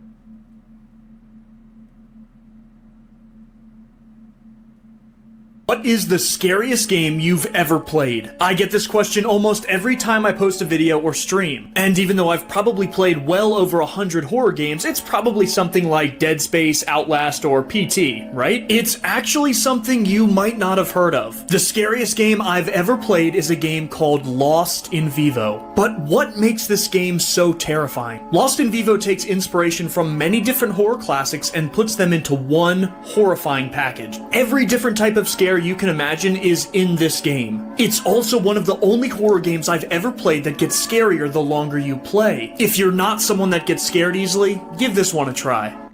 Austin Vivo. Should I try the Owl Seekers? Guys, what is going on with children? Because I just heard the story of these 4 girls in the 5th grade that came up with a plan to unalive another boy in their class, all because he cheated on one of the girls. First of all, who is even dating that seriously in the 5th grade? How do these kids even know what cheating is? We're talking about 10-year-olds. So this all happened in Arizona at Legacy Traditional School when a group of 4 girls, all aged 10 and 11 years old, were overheard by other students planning to stab another boy to death during recess. Apparently, each girl had a role in this plan. One was in charge of bringing the knife to school. Another girl was supposed to be the lookout. The 4th girl would be the one taking his life. Apparently, they had gloves ready so that fingerprints wouldn't be left behind, and they set a date for this entire thing. When other students overheard this crazy plan, they told teachers and police were called. The most chilling part about all of this, well, there's 2. Number 1 being that the girls knew they had to wear gloves to avoid leaving fingerprints behind. And the second part is that 3 out of the 4 girls showed remorse, but the 4th girl was laughing and smiling throughout the interrogation. They were arrested, but then were released to their parents, and then they were suspended from school. And let me tell you, this reminds me a lot of the Slender Man case in 2014 when 2 12-year-old girls lured their friend to a park and stabbed her 19 times. The average person has about 6,000 thoughts per day, and according to psychologists, about 80% of them are negative. Hear me out. Expressing gratitude towards loved ones gives you an immediate increase in happiness. And if you don't believe me, go try it and then try to come back here and tell me I'm wrong. Social rejection can feel like physical pain, and I, for one, am a firm believer in the research that shows that acetaminophen, like Tylenol, can actually dull this pain as it would a headache. Married people are more likely to self-pleasure than people who live alone, okay? So just keep that one in mind. Humans have this automatic reaction to default to assume somebody is telling the truth, and we will automatically second-guess ourselves the moment somebody disagrees, which is why gaslighting can be so dangerous. Having backup plans can actually hinder your main goal. Having a plan B makes it much less likely for plan A to succeed, because in your head you're like, oh, well, I have plan B to fall back on. No, you gotta have plan A if you really want it to go. Sarcasm kind of gets a bad rap for being like rude or negative, but it can actually increase your creativity and encourage abstract thought, especially when you're using it with people that you trust. Nowadays, the average high schooler has about the same level of anxiety as a 1950s psychiatric patient, and honestly, I'm not sure what that means about today's society or about how they treated psychiatric patients. Russ McKamey, the creator of the most intense haunted house in the entire world, was just arrested for attempted murder. Russ created the horror experience McKamey Manor, which is essentially torture. The actors are allowed to physically harm you, they can shave your eyebrows, make you eat stuff, hold you underwater, and all of this can go on for up to 10 hours. And now Russ has been charged with SA and attempted murder of 2 separate women. This did not take place at the house, though. This was in his personal life. But people have been worried about Russ's behavior for years. In a Hulu documentary about the house, multiple people sat down and said that they thought Russ may have bad intentions with the house. One woman claimed that she used the safe word multiple times, which is supposed to allow you to leave, but she was ignored. She eventually had to go to the hospital because of her injuries, and they were so bad that the hospital called the police. And all of this is allowed to happen because you have to sign a 20+ page waiver in order to even go into the house, and it lists hundreds of things that they can do to you. But people travel thousands of miles to get to the house, so they may feel a little bit of pressure to sign it because they went all that way to be there. Russ's bond was initially set at $1,000, but after the second woman came forward, it was set to $100,000. But Russ says everything said about him in the Hulu documentary was false, and now he's suing them for over $8 million. He was decapitated and eaten on the bus. Timothy Richard McLean Jr. was born on October 3rd of 1985 in Winnipeg, Manitoba. He was described as outgoing, full of life, and adventurous. Tim worked as a carnival worker, and this was a job that matched his energetic personality and love of travel. On the evening of July 30th of 2008, 22-year-old Tim boarded a Greyhound bus that was headed to Winnipeg. He had just gotten off of work and was ready to head back home. The journey was long, so Tim chose a seat in the back of the bus. He spent most of his trip just listening to music in his headphones and texting his friends. The bus made a stop in Erickson, Manitoba, and a man by the name Vince Lee would board the bus. Vince was sitting in the front but eventually made his way back next to Tim after a rest stop. Tim ended up falling asleep and had his head resting on the window pane with his headphones over his ears. Without warning, Vince took out a large knife and started stabbing Tim repeatedly. The other passengers on the bus were thrown into chaos and panic once they realized what was happening. The bus driver ended up pulling to the side of the road, and he and those other passengers fled that bus.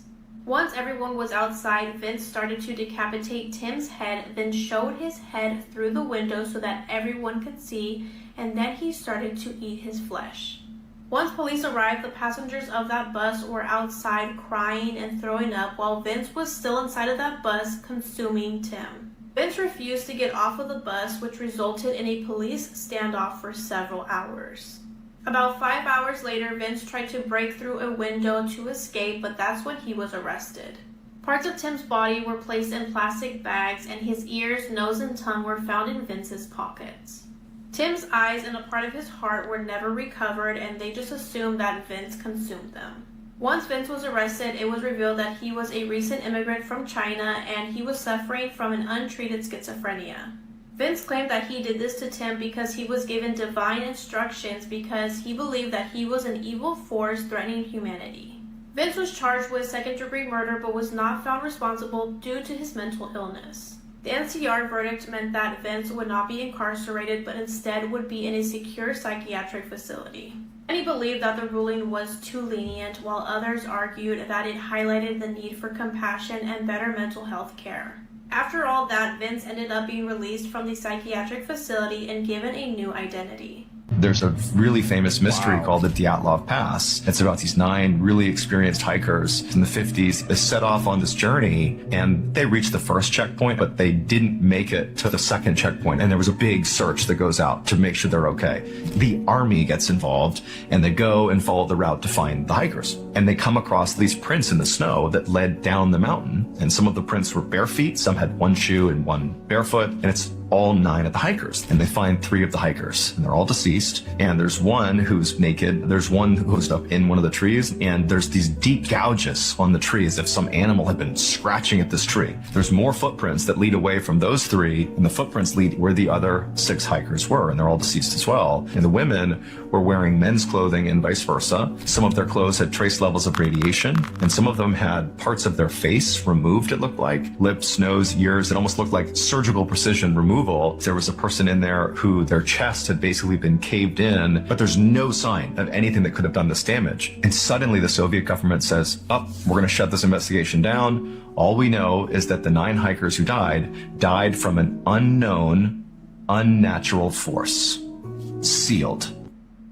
Which was? They found traces of radiation on top of that mountain, so what was going on there? Important questions.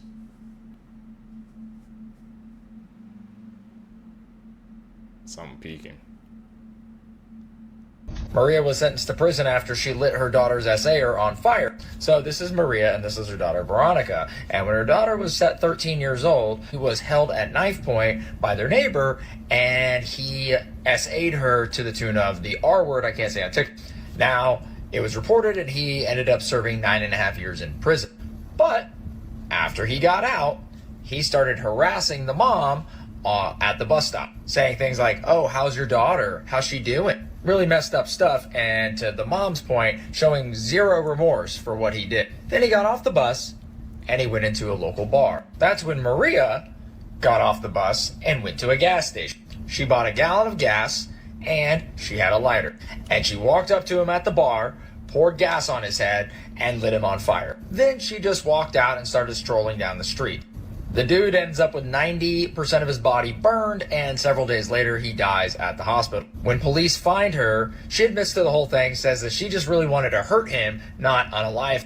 She ends up getting 9.5 years, but she gets out in about half the time. Creepy last words people said right before dying. One evening, Jim Woodford, a wealthy atheist man who had contracted a nerve disease, was surveying a property that he wanted to sell. He had become quite dependent on painkillers as a way to manage his pain. He was sitting in his truck watching the sunset when he decided to take more painkillers. He said that he waited for the relief to set in, but instead of relief, he felt like his feet were on fire. He said that he looked down to see if his truck was on fire, and then the feeling of fire spread rapidly throughout his whole body and seized his lungs. He said that he realized that he had overdosed. Jim said that all of a sudden he became hyper aware of all of his shortcomings in life. And although he hadn't prayed since he was a kid, he cried out the words, "God forgive me," before collapsing onto the steering wheel. Jim said that his spirit left his body and plunged into a realm of darkness, where the land looked scorched. As he walked, he came to what looked like a pit. The walls of the pit looked like black coal, he said. As he looked down, he saw the dim flicker of a red light. He then heard the sound of two large doors creaking open. He said that a large demonic creature that had a body made of fire and smoke began crawling out of the pit. He said that it was so hideous and evil looking that not even Hollywood could replicate it. And it was sniffing, as if it was searching for him. It finally locked eyes with him. Jim said that he could just feel its hatred for him and all of mankind. It started crawling faster towards Jim. He said that the creature got out of the pit and stood before him. It knew his name. It said, "Jim, we're here for you. This is your time with us." Jim was terrified and he cried out, "God help me." Just then, Jim said that the creature was struck with a beam of light and 3 angels appeared and saved him. He said that they took him to heaven and one of the angels reviewed Jim's life with him. Jim realized that he had not done enough in life and that he was very selfish and materialistic. Jim said that he also encountered Jesus and he told him that it was not yet his time. Jim said that he was sent back to his body and he woke up in the hospital. He had been clinically dead and on life support. When he spoke to the neurologist after, he said that Jim had no brain activity. After Jim recovered, he became a Christian and wrote a best-selling book called Heaven, An Unexpected Journey. Wow. Changed his whole belief system. That one experience, man, can change everything to a person.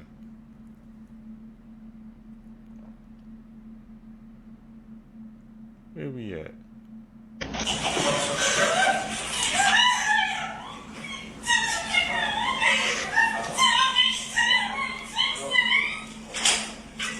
That's 27-year-old Hannah Freeman after she was given a 7-day sentence. She's a total daddy's princess. Let me tell you what she did, but first, she's a 4th grade teacher from North Ridgeville, Ohio. So she and her boyfriend had broken up in April of 2024, and on November 26th of that year, she had gone to his apartment. They kind of had some words, and then he thought she left. But when he looked out, he saw her getting into his vehicle, and she stole 2 backpacks that each had a laptop in them, his medication, wallet, his car keys. So he called police to report what she did. He told police that she had been going to his place of work and following him home and basically stalking him. He later found out that she racked up over $1,000 on his credit card at Amazon. And then the very next day, November 7th, she had followed him to work, and I guess he looked out and saw her sitting in his vehicle, so he once again called the police. She denied being in his vehicle or stealing things out of his car the night before, and she even told police that she was invited to be there where he works and that they had had lunch together at Raising Cane's. But the ex said that is absolutely not true. So the police ended up looking at video surveillance footage that showed that she came to her ex's work 33 different times on 19 different days over a 30-day period. So she ended up getting arrested that day and received several felonies. The charges include menacing by stalking, 2 counts of burglary, 2 counts of aggravated theft, and identity fraud. She was indicted in December and took a plea deal in June of 2025, where she pleaded guilty to 3 misdemeanors: disorderly conduct, obstructing official business, and possessing criminal tools.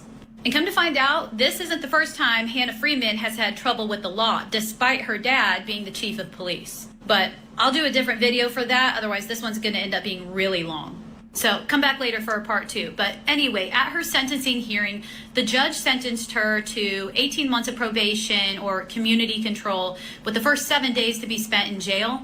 And her attorney lost it. He immediately tried to withdraw her plea and said that he and the prosecutor had agreed there would be no jail time. And the judge is like, okay, well, you guys didn't discuss that with me. I'm the one who gives the sentence. And they go back and forth for a couple minutes arguing about it until the judge finally just says, this is done. Now let me back up real quick. Right before the judge announced the sentence, he gave Hannah the opportunity to speak, and she was literally reading something off a piece of paper. Now, like I said, I'm going to make another video about her dad, who is the chief of police, and her mother, who has a history of getting arrested for shoplifting. And we'll also talk about what she did in December of 2022 when she got a noise violation and tried to get out of being arrested by telling everybody, my dad's the police chief, so I won't get in trouble. So make sure you come back for that. I'm going to end this by saying, I guess it doesn't matter who her dad is because she got in trouble. And 7 days in jail is a slap on the wrist for what she did. I've seen people get life sentences who don't respond like that. Yeah, I'm about to say, the way it looked, she was breaking down, made it seem like she got life. She just got 7 days in jail. Like, she thought she could avoid it because her dad was her chief of police, man. Can't avoid consequences forever, bro. They gonna come for you one day. Seekers, if you guys made it with me to the end of the video, you're a true seeker seeking the truth. I greatly appreciate the support. Make sure you guys comment down below, hit that post notification bell so you always get notified when I upload my next videos. You guys are gonna catch you in the next one, man. I'm out. Peace, YouTube.